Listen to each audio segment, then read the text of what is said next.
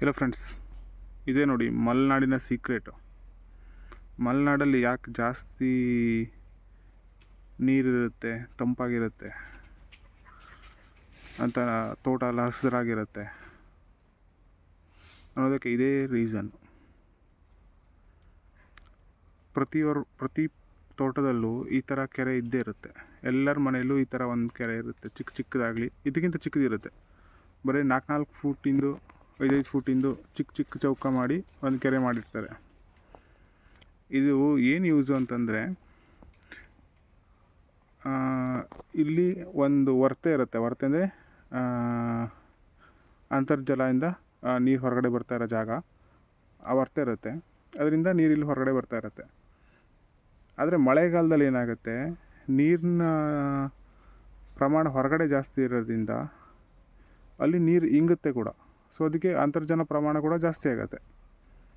ಅದೇ ಬೇಸಿಗೆಯಲ್ಲಿ ಅಲ್ಲಿಂದನೇ ನೀರು ಹೊರಗಡೆ ಬರುತ್ತೆ, ಇಡೀ ತೋಟಕ್ಕೆ ಚಿಕ್ಕದಾಗಿ ಹರಿತಾ ಇರುತ್ತೆ. ಸೊ ಅದು ತಂಪಾಗಿಡೋಕ್ಕೆ ಮೇನ್ ರೀಸನ್. ಇದು ಚಿಕ್ಕದಾಗಲಿ ದೊಡ್ಡದಾಗಲಿ ಅದು ಡಿಫ್ರೆನ್ಸ್ ಬೀಳೋಲ್ಲ, ಬಟ್ ನೀರು ಸ್ಟೋರೇಜ್ ಆಗುತ್ತೆ, ನೀರು ಕೆಳಗಡೆ ಹೋಗುತ್ತೆ. ಮಳೆಗಾಲದಲ್ಲಿ, ಬೇಸಿಗೆಯಲ್ಲಿ ನೀರು ಮೇಲ್ಗಡೆ ಬರುತ್ತೆ. ಇದು ಒಂದು ಸೀಕ್ರೆಟ್. ಎರಡನೇ ಸೀಕ್ರೆಟ್ ಏನಂದರೆ, ಎಲ್ಲರ ಮನೆ ತೋಟದಲ್ಲಿ ಕೂಡ ಈ ಥರ ದೊಡ್ಡ ಮರಗಳಿರುತ್ತೆ. ಇದು ಕಮರ್ಷಿಯಲ್ ಬೆಳೆಗೋಸ್ಕರ ಅಲ್ಲ. ಅಡಿಕೆ ನಮ್ಮದು ಕಮರ್ಷಿಯಲ್ ಬೆಳೆ ಆದರೂ ಕೂಡ ಈ ಥರ ಮರಗಳೇ ಇರುತ್ತಲ್ಲ, ಅಡಿಕೆ ಮರದ ಮಧ್ಯೆನೇ ಇರುತ್ತೆ. ಅದೇನಕ್ಕೆ ಅಂದರೆ, ಇದೇ ಅಂತರ್ಜಲನ ರಕ್ಷಣೆಗೋಸ್ಕರ.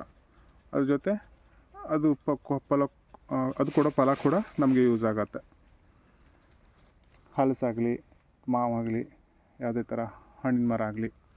ಸೊ ತೋಟದ ಮಧ್ಯೆ ಇರೋದ್ರಿಂದ ಈ ಗಾಳಿ ಬೀಸಿ, ಗಾಳಿಯಿಂದ ಮರ ಎಲ್ಲ ಬಗ್ಗೋಗುತ್ತಲ್ವ, ಆ ಬಗ್ಗೋಗೋ ಚಾನ್ಸಸ್ ಕೂಡ ಕಡಿಮೆ ಆಗುತ್ತೆ.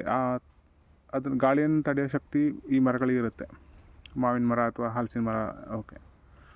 ಅದ್ರ ಜೊತೆ ಹಣ್ಣು ಸಿಗುತ್ತೆ, ಮತ್ತು ಅಂತರ್ಜಲ ಕೂಡ ರಕ್ಷಣೆ ಆಗುತ್ತೆ, ತೋಟಕ್ಕೆ ನೆರಳು ಕೂಡ ಆಗುತ್ತೆ. ಸೊ ಇದು ಮೇನ್ 2 ಸೀಕ್ರೆಟು.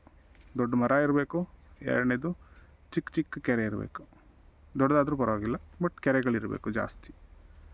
ಸೊ ಈ ಥರ ನಿಮ್ಮ ತೋಟದಲ್ಲೂ ಒಂದು ಕೆರೆ ರೆಡಿ ಮಾಡ್ಕೊಳ್ಳಿ. ತೋಟ ತುಂಬ ಹಸಿರಾಗಿರುತ್ತೆ ನೋಡಿ. ಮತ್ತು ಮರಗಳನ್ನು ನೆಟ್ಕೊಳ್ಳಿ ತೋಟದ ಸುತ್ತಲೂ ಮತ್ತು ಕೆರೆಗಳ ಸುತ್ತಲೂ ಎಲ್ಲ ಕಡೆ. ಸೊ ತೋಟ ಗ್ರೀನ್ ಆಗಿರುತ್ತೆ, ಮಣ್ಣು ಫಲವತ್ತತೆ ಆಗಿರುತ್ತೆ, ಎಲ್ಲದಕ್ಕೂ ರೀಸನ್ ಆಗುತ್ತೆ. ಟ್ರೈ ಮಾಡಿ. Thank you very much.